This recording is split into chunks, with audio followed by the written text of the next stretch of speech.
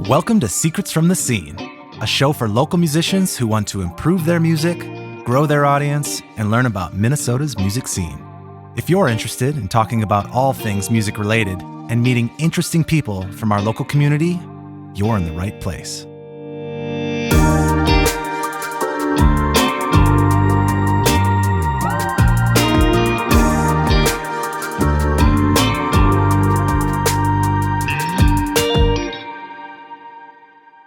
Welcome to Secrets from the Scene. Today I'm joined by Austin Davis, a good friend of mine and a member of Silver Warehouse. His band is about to head out on a West Coast tour. It's going to be 3.5 weeks, 14 stops, and probably 4,000 to 5,000 miles or so. It is a lot of logistics to pull something like this off, and I'm excited to pick his brain about how he did it exactly. Touring is a dream for pretty much everybody playing live. It's a once-in-a-lifetime opportunity for some people, and if you're lucky, you get to do it a lot of times. I can't wait to dive into this. I want to tell you a little bit about Austin's band, Silver Warehouse. They're awesome. They're an alternative rock band. They actually formed in North Dakota at the University of North Dakota in college. A few of the members are from the Twin Cities, and they moved back to the Twin Cities and are living in Minneapolis currently. They've been back for a year now. They have over 3.5 million streams on Spotify. They play a lot locally and have toured the Midwest. They've played arena shows. You guys played the arena up in Fargo, right? Yeah, I suppose. And so from everything from those big shows down to 7th Street Entry and everything in between. So please welcome my guest, Austin Davis.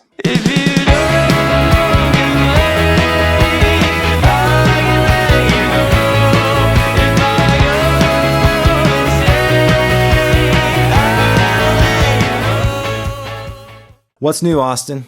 Yeah, the band's going out to the West Coast.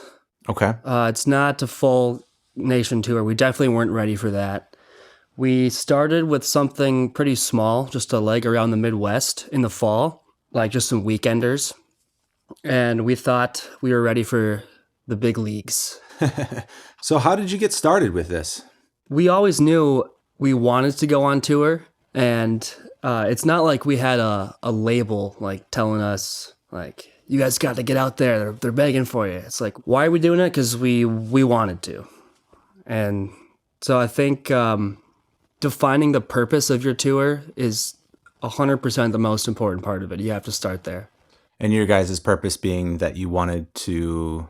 We believe that our music deserves to be heard, and we wanted to play it for as many people as possible. And grow our following. Of course, yeah. So you said you're going on the, West Coast. Why the West Coast? Why the West Coast? It's pretty. No. Weirdly enough, it actually started with a random email that I received one morning about a little tiny town in the middle of North Dakota. And it was called Lando Live Festival on the border of Canada, actually. And we booked it right away, and I was just thinking, what a great start to the route. And so I actually just built it from that. It just kind of came out of thin air. But it doesn't have to be that way. Sure, of course. How far in advance was that first show? That was in the winter. Okay. So I think that was maybe like January or something. So 6 months ago. Yeah. Okay. Which I think has got to be an important part of getting started with the tour, is giving yourself enough time. Yeah, when we went out on the fall, we were a little disappointed with the gigs we were able to get, and I fully blame that on not giving us enough time. We started playing that like 2 months out. This one, we started playing about 6 months out, which helped a lot. Sure. Mostly in just the back and forth communication or the promotion, or just all of the above? Honestly, most of it's waiting for email responses. And then if you get a no, you got to do it all again. So it's a lot of waiting. Okay, so you guys want to, expose your band to new audiences, get some experience on the road, build your fan base. That all makes sense. So you decide, we've got this show in North Dakota. That could be a great jumping off point. Let's head west. How do you go about building your route from there? In our case, we happen to have a lot of friends in Seattle and Oregon, and California for that matter. So typically, if you are a band that has any kind of following and you have friends in a specific location, that's basically automatically going to make that a little bit of a hub for you, because hopefully they're talking about you to their friends. Of course. And we were lucky that our friends do that for us. So If they're not, you're probably not ready for tour. exactly. Yeah. So I knew Seattle was going to be a big hit because we got friends there that are spreading the name around, and also it's a pretty hip scene, and so we knew we would fit in there. Sure. Absolutely. So between, obviously knowing people in person, friends of friends and that sort of thing, you can start looking at destinations that way. And I assume also looking at some analytics online in terms of where you're getting played. Yeah, for sure. Again, that circles back to like where do you fit in? Like, we would fit in to Seattle, therefore there's a better chance of them already, like people there already knowing us. Like, if we were to try to go to Albuquerque, New Mexico, I would be pretty confident that nobody would show up. So that's just like the real life analytics. But then there's also plenty of resources through distributors. And I think Spotify for Artists tells you like every playlist you're on. It tells you like, it's got like maps of like a circle. A bigger circle with more listeners, smaller circle with less listeners. Globally, you can go by city, it's ridiculous what you can learn from that. Yeah, absolutely. And I don't think Spotify is the only one, although, right now, at least, that's probably the leader in terms of where most people are getting their streams. And they do provide quite a few metrics to measure that. Was there any other process or technique that you used to sort of decide where to go outside of your personal connections and then looking at your analytics of streams?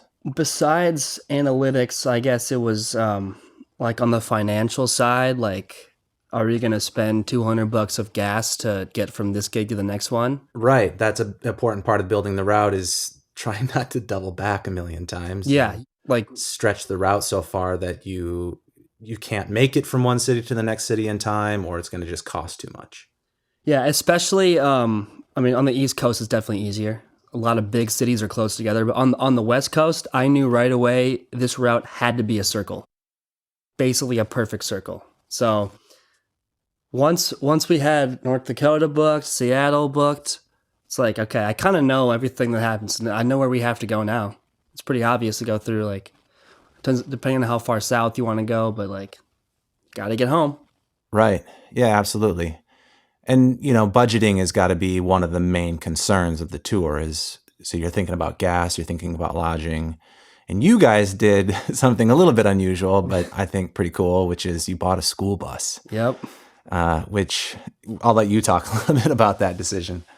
I do not recommend buying a school bus, but it is awesome. It is one of the most awesome things you can do as a small band, but be careful.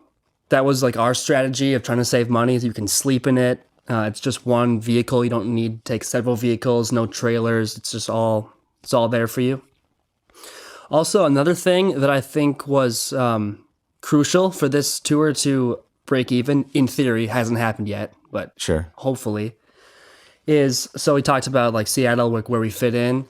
You're going to have to go through places that you don't fit in. So for example, like, not a whole lot going on in Nevada besides Las Vegas. And so we're going from Oregon to Salt Lake City.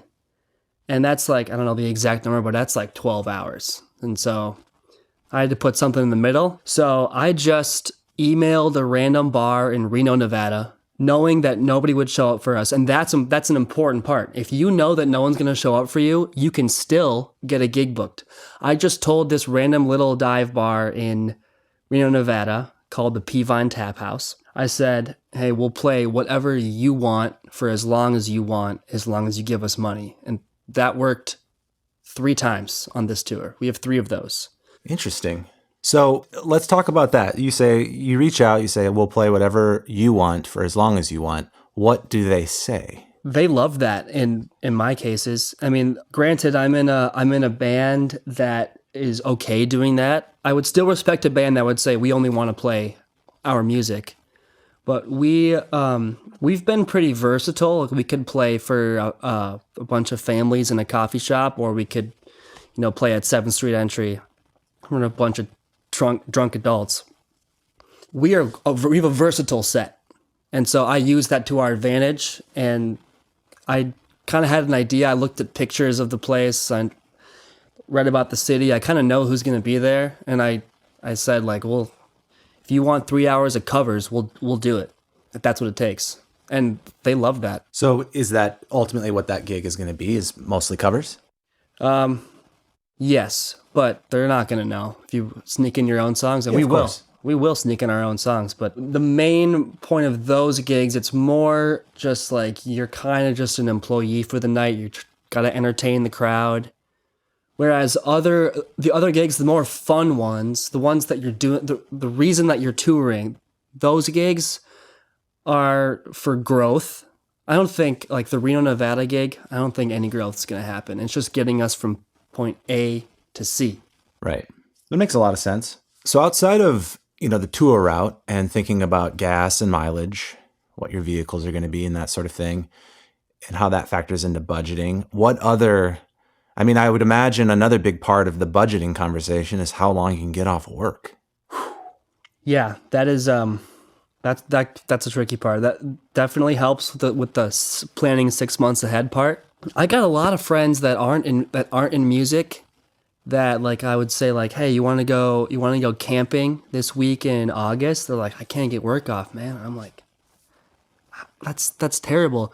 So I don't know how to make a recommendation for that. In my personal case, I'm lucky that my work is flexible with that. I think it's common for young musicians to have those kinds of jobs, like restaurant jobs. You can take off a restaurant pretty easily, or bartending. If you're working corporate, it's going to be harder. Absolutely. Yeah, I think that's sort of where my mind went to, that if you're in it to play a lot and you want to tour, you just have to have a job that's going to support that to some extent. Yeah, definitely. And it's more than a job. Have a lifestyle that can support that. Yes.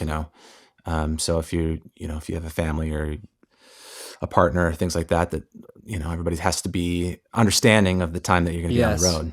How long is your tour?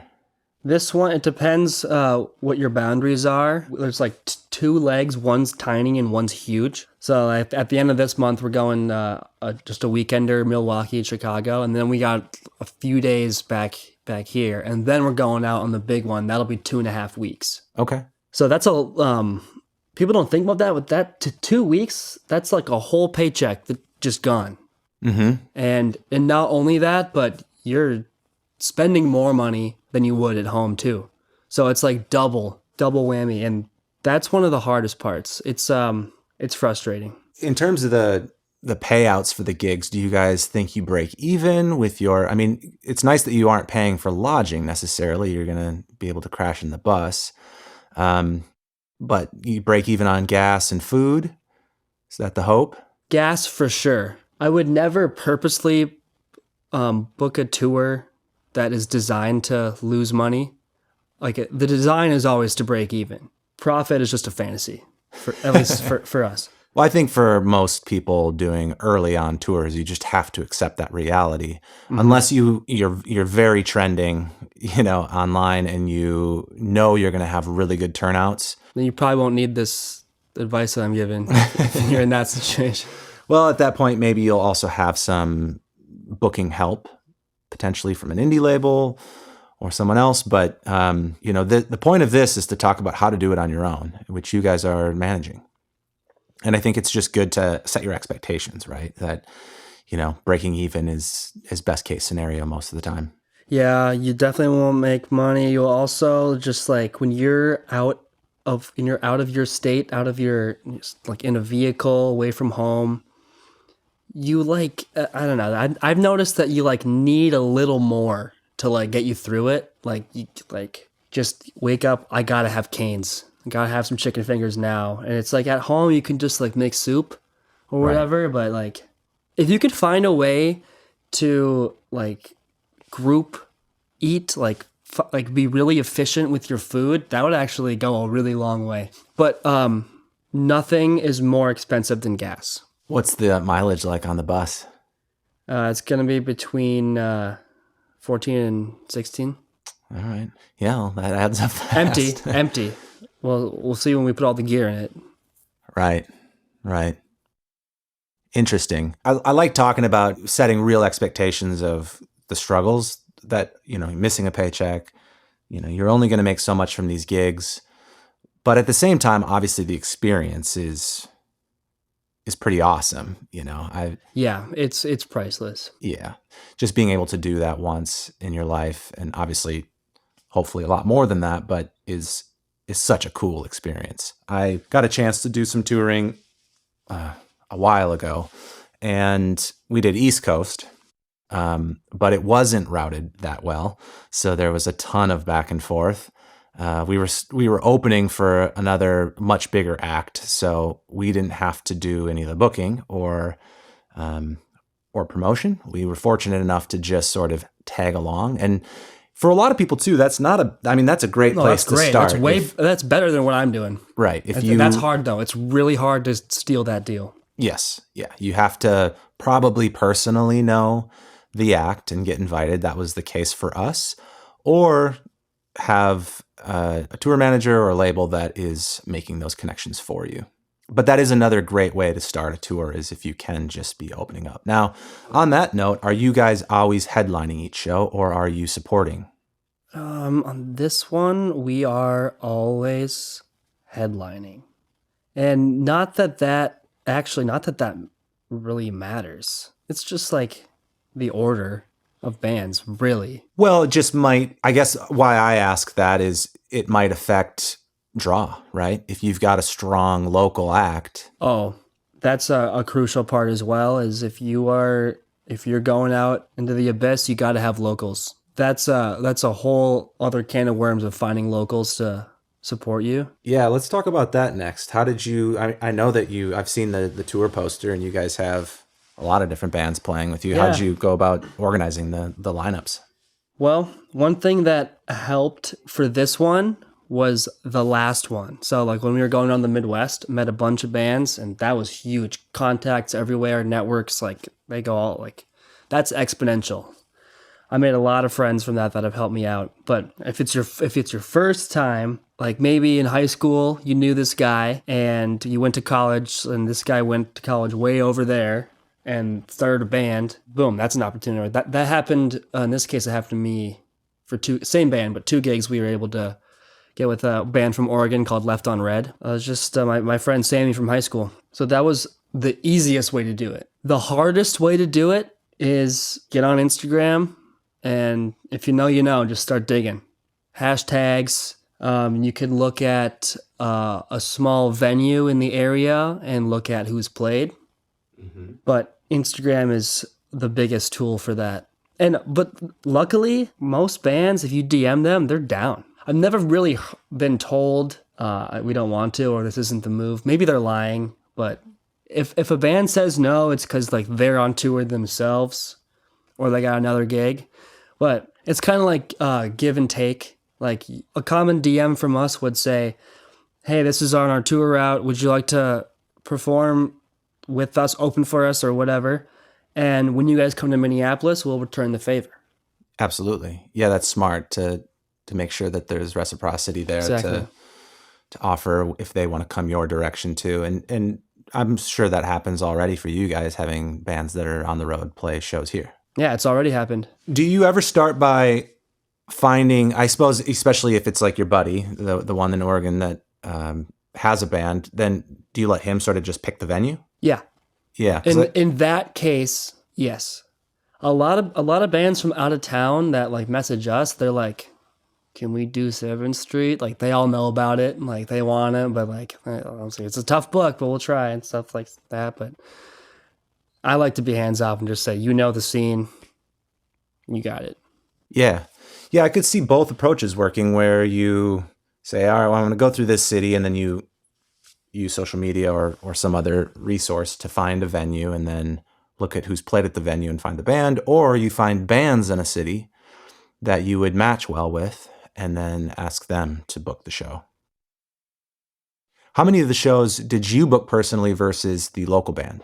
I booked personally over half. The festival reached out to us in North Dakota, so I don't know if I count that. But most of them I booked personally. Okay, yeah.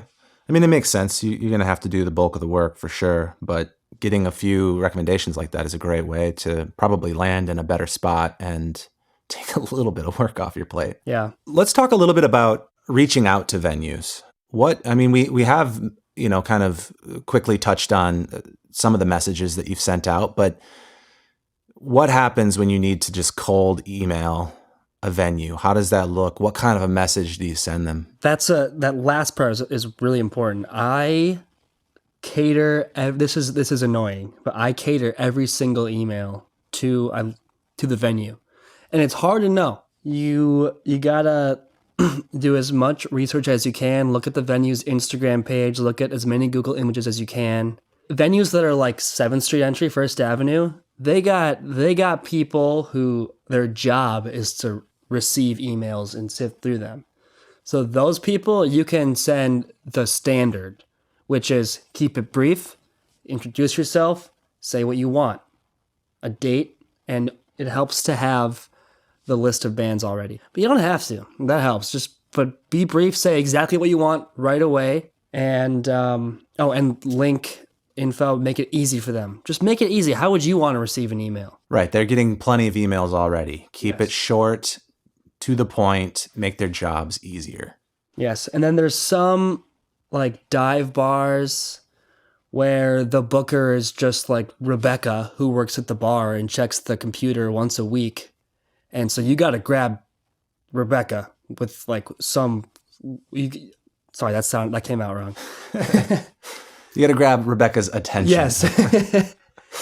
Yeah. So that's definitely, you gotta know your venue. For the Reno gig, I said, name some artists. Like, we'll play the Beatles. We will play Elton John. They'll probably like that. And we can do that. So, also, like on a side note, if you look at pictures of a venue and you never see people in the audience, it's just the band and lights, don't book it. That's a good tip. You can't really fake it. Like, you could tell if they don't get people there anyways.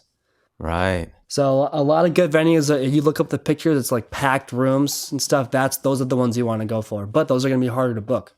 Yeah, right. Absolutely. When you're looking at venues, are you just using like Instagram and Facebook, that sort of thing? Mostly Instagram, Google images. Okay, yeah. So do you use Facebook for anything then? I'm not really on Facebook much. It's kind of before my time, honestly. But the main thing I use Facebook for is their chat groups. Like, there's one group that's my favorite one called DIY Tour Postings.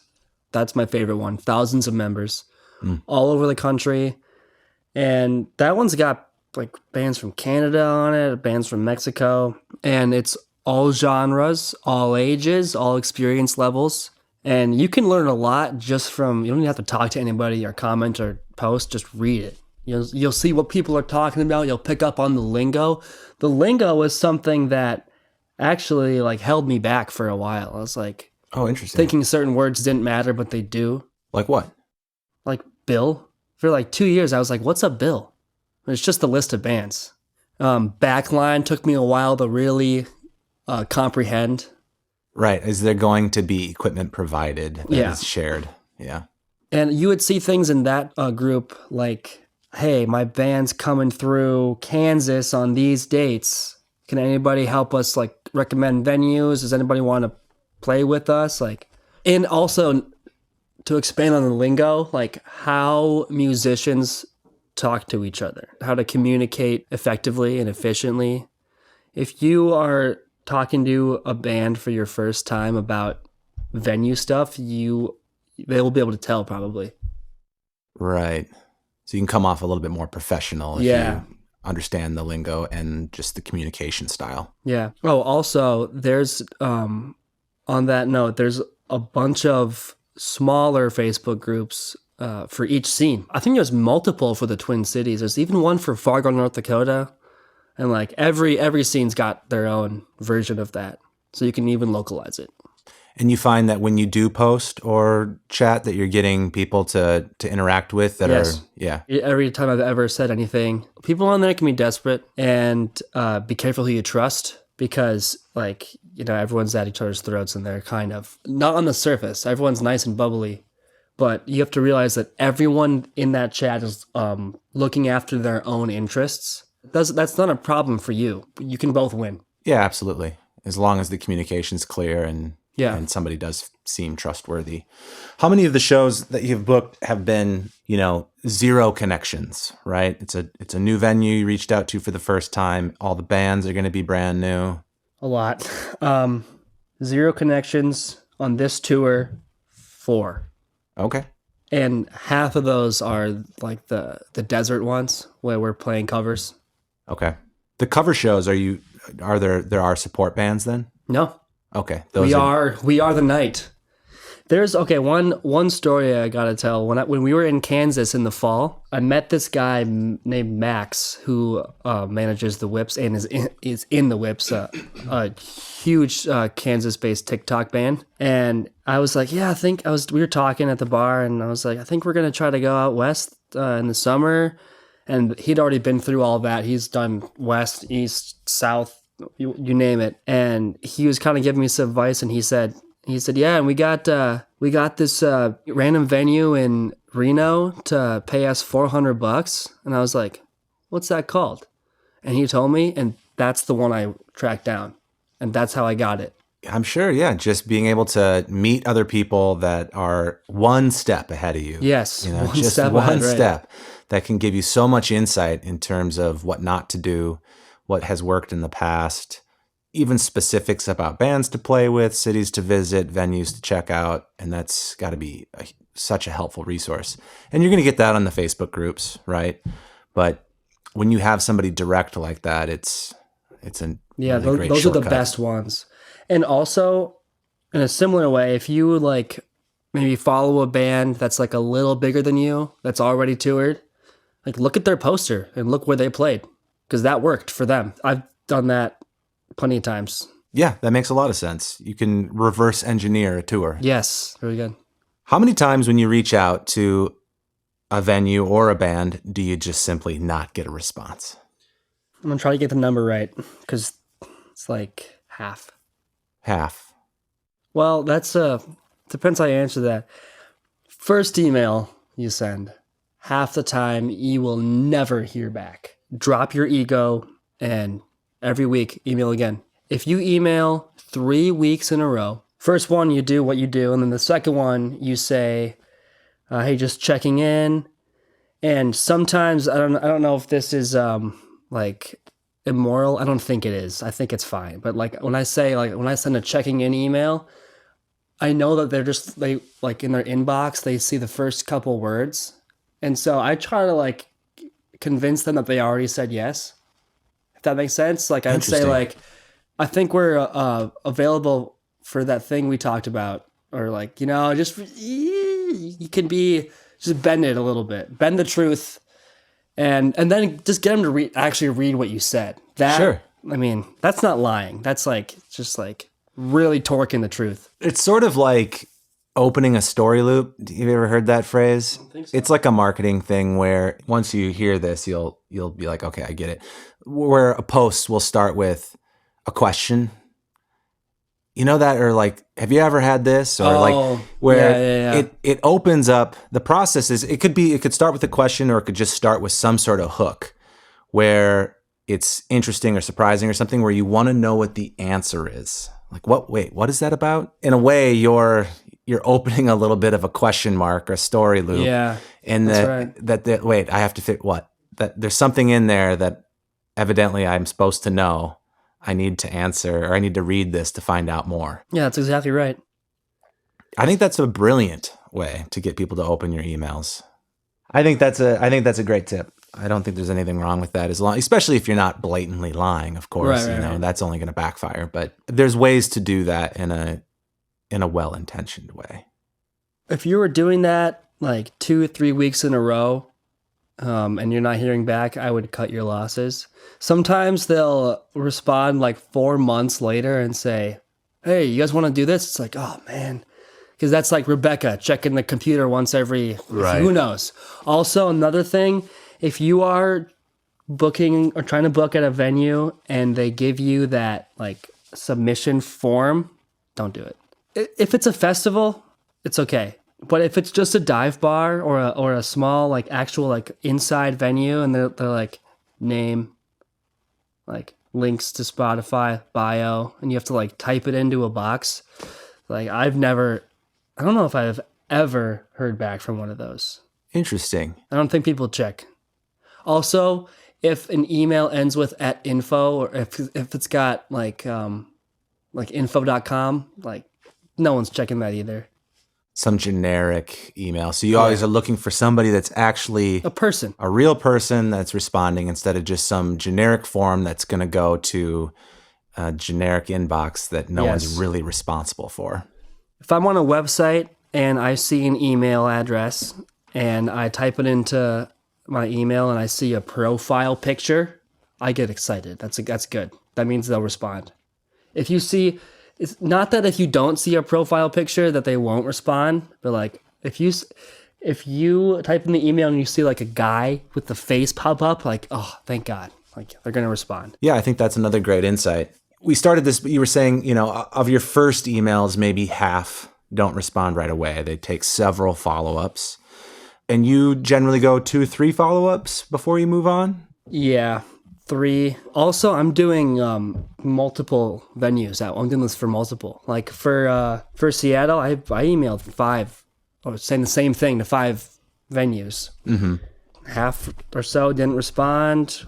Probably one said like we're booked already on that date. It's not just following up with the same venue, but like you got to have so many options. It's really quite gritty. You have to really want it. If you don't really want it, you will not get booked out of town. Yeah, I think that makes complete sense. Following up in general is not easy for people. I think you said it, you have to leave your ego. Even, here at the studio, I'll get somebody that will inquire about wanting to record. They've got a project in mind. Maybe they send me some links and things like that. The amount of people that will send me an inquiry saying, I'm interested, and I'll say, cool, let's chat, and then I'll never get a response back is kind of amazing. And you would think, well, you reached out to me. Yeah. You actually wanted to do this. That's but weird. You'll get no response. It's taken me a long time, but I found that the more that I follow up, the better. I will follow up with somebody if I think that they're a good fit and the music's good. I will follow up with somebody for a year, longer than a year. I'll just keep at it. It's not going to be every week, but every few months, I'll keep reaching out. And in general, I think if you have the time, now you guys, once you start getting shows, at some point you have to just cut your losses, as you said, because it's not worth it. Yeah. But if you have time and you're doing it far enough in advance, follow up until you get a no. What's the harm? It's totally fine to just have somebody say, no, it's not the right fit, or that date's not available, which is more likely the answer you're going to get. Yeah. Also, you can make that process a little easier on yourself. Again, I like to cater every email to the venue, but I still have a copy and paste going on every time. Yeah. Like also, I don't know if there's no data that this works, but it feels right. When I send emails, I pretend that I am not in the band. I say I am the booker. I am booking for these guys. And then I get to compliment them without sounding arrogant. Mm-hmm. And I can say, these guys are great. These guys are like, you can say a lot more if you're not in the band, So that, again, no data to prove that works, but it feels easier to talk myself up if I'm pretending to not be in the band. And I'm not lying, because I am the booker. I've heard that before. I think that's a great tip, and I'm glad you brought that up. I think it is wise to create... I'm assuming then, what email do you send that from? Do you have a booking? The band email. Yeah. So you have a separate email that's not obviously your personal email, and then you reach out to the venues that way. You have a couple advantages. One is it's easier to take rejection It's easier. Yeah.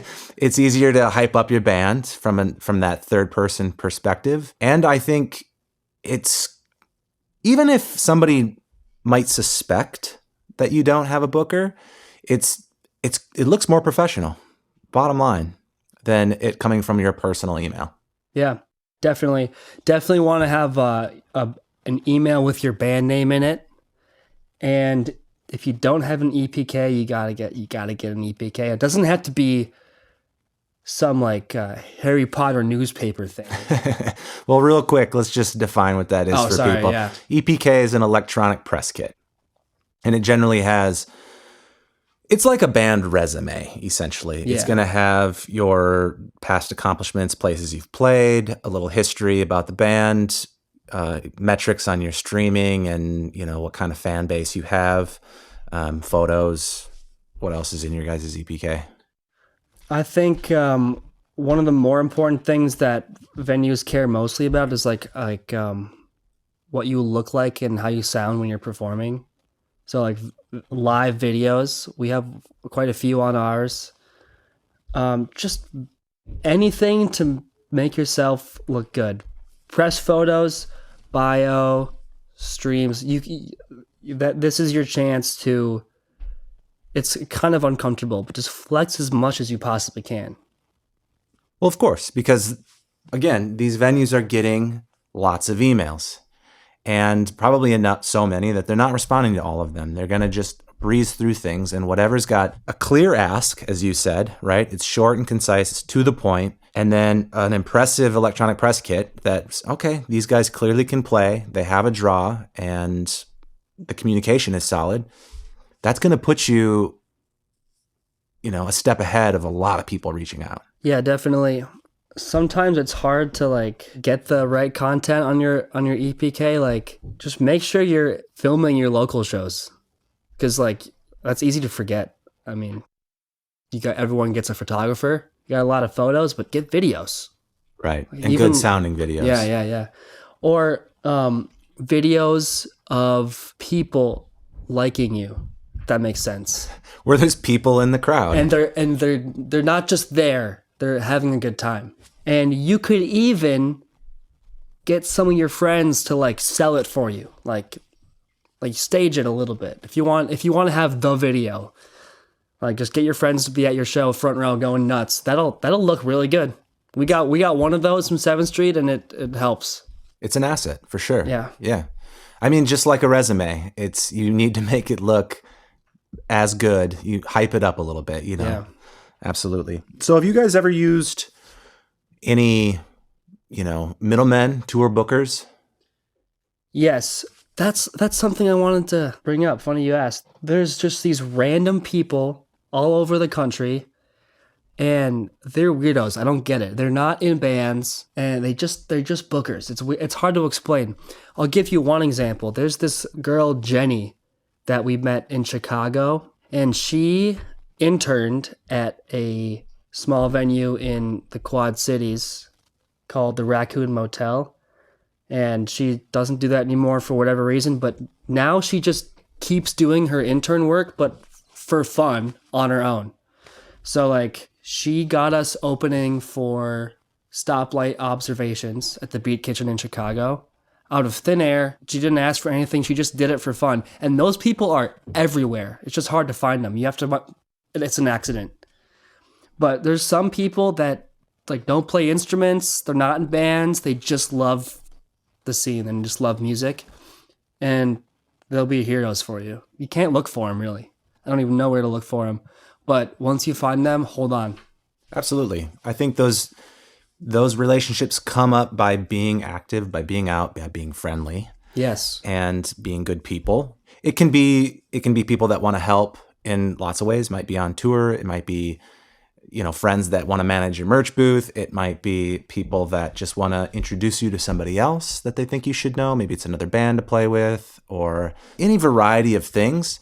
And they can be more important to your success or failure than you might think, because Definitely. They really can add up. And those are the fans that are doing serious work to spread the word for you. And, if they're going to go to work to book a show for you, you know that they're telling people to listen to your music and hyping up your band. I think that one of the things that bands miss out on, that would be a really great opportunity, is keep track of these people when they do something great for you and find a way to thank them. It might be just, like you said, they just want to be involved in the scene. And so when you have new music dropping or something, send them a link before it drops, Do things that are small, easy, they don't necessarily cost you anything, but it makes them feel special and included because they've done something really cool for you by showing them that you haven't forgotten them and that you care about their opinion and that sort of things. They'll bend over backwards to do even more for you in the future. Yeah, I totally agree. I think there's something really special about touching people's souls. They'll never forget that. Obviously, you won't forget what they did for you. That kind of comes into the point where it's like important, like talking about the purpose of your tour and stuff. If you really love this stuff, that part will be easy. It'll just come naturally to you. Be genuine, love everyone, and be thankful, and touch souls. Absolutely. So you guys have done a little bit of touring. How do you deal with shows that are less than awesome? If you don't have a great turnout, do you ever have issues with venues? Or I guess what I'm asking is, in a perfect world, every show is this huge success and it's great. But I know that that's not the case. Oh, some of them just don't work out. How do you end up dealing with that with the people that booked you and that communication, or just as a band? People that booked aren't usually a problem. They're like clearly grumpy, but what are they going to do? Everything there was like laid out. Like there's no laws broken. It's like maybe we just won't get booked again. As a band, it's like a little bit bigger of a deal. It's like the ego blow. We've played so many bombs like that where like we don't even care anymore. We're just like, if we showed up to a gig and there was one person there, we'll just start like talking to him. You want to be good on the mic. Good stage banter. Yeah, and the less you care, the better. But it's hard. People are looking at you. It's definitely something you just have to go through, and you will get better at it. Any tips for managing the actual people at the venue?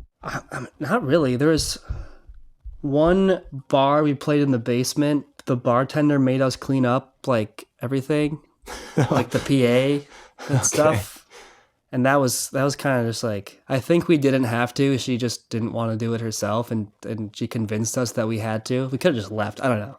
But we helped, and that's not a big deal. Another time in North Dakota, we got the check, and it was less than what the email agreed on. And that was way harder than I thought to like go back there and be like, hey, this was supposed to be. It's like, oh, I hated that. That was a horrible feeling. But either you get underpaid or you tough up and deal with it. I've never really had any big issues with the venue. I've had a lot of awkward encounters, but there's more awkward shit in life than that. Well, I don't want to keep you too long here, man. I appreciate all this information. I think this has been a great discussion about booking your own tour, and I got to imagine that there's a lot of really helpful tips and insights for anybody that's looking to do this for the first time. I just have a few more questions. One being, is there anything that you would do differently, given your experience now doing some small tours and now planning this next larger one? I personally would consider utilizing a booking company or agency, whatever you want to call it, to assist you. I wouldn't just throw them all the money you got and say, do it for me, but like, use them sparingly to assist you, like a catalyst, if you will. Mm-hmm. If you feel like you've plateaued at some point. Let's just kind of go through some of the stuff we've talked about and wrap this up. I think that I liked where you started, that, the first thing you want to do is sort of frame what the purpose of the tour is about and what you are hoping to get out of that as a band, and then make a plan based off of that. The first thing is to build a route, and to do that, you're going to need to use your network, your existing network. That can be huge if you've got friends in different cities that can help, or other venues that you've been recommended. You can use social media and different Facebook groups to find places. A huge part of building your own tour is figuring out the budgeting. Mm-hmm. How much time can you afford to take off of work, and How much money are you going to need for lodging, for food, for transportation? It's a lot in that equation, but if you don't do that, things are going to fall apart. And I should say that probably the very first thing is to start way in advance, at least 6 months, potentially. Look for local support.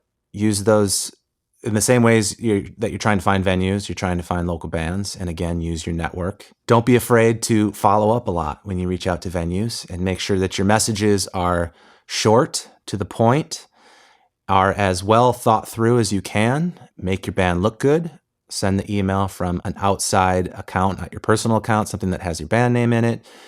And in Austin's case, it was beneficial to not send it as yourself, but as somebody representing the band. Follow up. Use booking agencies sparingly, especially if they reach out to you offering to help. Did I leave anything out? No, you covered it all. Thanks again for coming on the podcast. This was great. What, in your opinion, would be the biggest secret to making this work? Like something that you've learned that has either been the secret to pulling the whole thing off, or maybe it's just a small insight that made a piece of it easier. Yeah, I would say just like you need to be a high quality generator of hella emails. Right. You're going to need to really think it through. You said you had sort of a template that you would work off of to make that easier, but you would customize it to the venue. You were smart about what email address you're even sending it to. If it was a generic... Every detail.